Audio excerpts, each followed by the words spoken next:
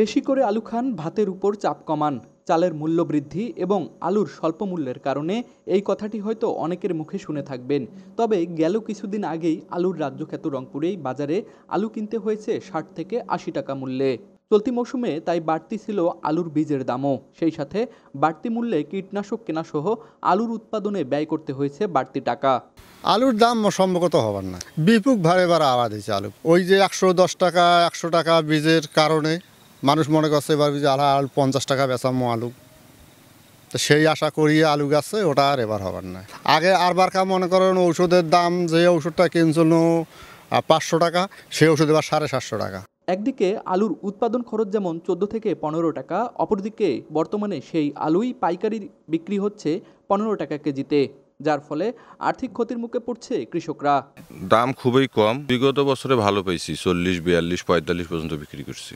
এদিকে কৃষি সম্প্রসারণ অধিদপ্তরের তথ্য অনুযায়ী লক্ষ্যমাত্রার থেকে ২২% বেশি জমিতে চাষ হয়েছে আলু, যার কারণে গত বছরের তুলনায় চলতি মৌসুমে আলুর উৎপাদন আরও বেশি হবে। এবছর আমাদের যে লক্ষ্যমাত্রা ছিল ৫৩,৯৫০ হেক্টর জমি, আমাদের অর্জন হয়েছে ৬৬,২৮০ হেক্টর জমি। লক্ষ্যমাত্রার চেয়ে প্রায় ২২% বেশি জমিতে আমাদের আলুর বাদ হয়েছে। গত বছর আলুতে কৃষকরা ভালো দাম পেয়েছিল, সেজন্য এবার আলুর চাষ বেড়েছে। এবার আলুতে উৎপাদন আরও বাড়বে এই কারণে যে এবার কিন্তু ওয়েদার খুবই ফেভারেবল, বেশি শীত পড়েনি, এই জন্য আলুর উৎপাদনটা বাড়বে, লক্ষ্যমাত্রা ছাড়িয়ে যাবে আমরা আশা করছি। গত বছর আমাদের প্রতি কেজি আলুর উৎপাদন খরচ ছিল ১৪ টাকা মতো।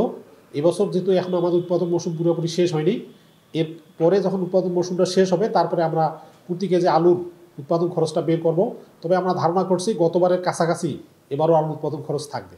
অধিক লাভের আশায় অতিরিক্ত জমিতে আলু চাষ করে সেই আলুই এখন গলার কাঁটায় পরিণত হয়েছে প্রান্তিক পর্যায়ের কৃষকদের। চড়া মূল্যে আলুর বীজ কেনার পরে কীটনাশক সহ যাবতীয় খরচে যখন অনেক বেশি টাকা খরচ করতে হয়েছে, তখন বর্তমান আলুর বাজার মূল্যে হতাশ কৃষকরা। বিগত সরকারের সময়ে সিন্ডিকেটেই এই আলুই বাজারে গিয়ে ক্রেতাদেরকে কিনতে হয়েছে ২ থেকে ৩ গুণ বেশি মূল্যে। তখন বর্তমান অন্তর্বর্তীকালীন সরকার সেই সিন্ডিকেট ভেঙে কৃষকদের ন্যায্য মূল্য দিতে পারবে কিনা, সেটি এখন প্রশ্ন। তুষার আচার্য, RCTV, রংপুর।